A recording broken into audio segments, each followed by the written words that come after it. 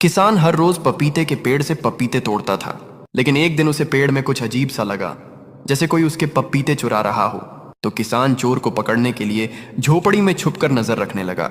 जैसे ही अगली सुबह हुई, तोता हर दिन की तरह आया और एक पपीता चुराकर उड़ गया। किसान चुपचाप उसका पीछा करता है। तोता उड़ते उड़ते अपने घर पहुंचता है और पपीता अपनी झोपड़ी में रख देता है।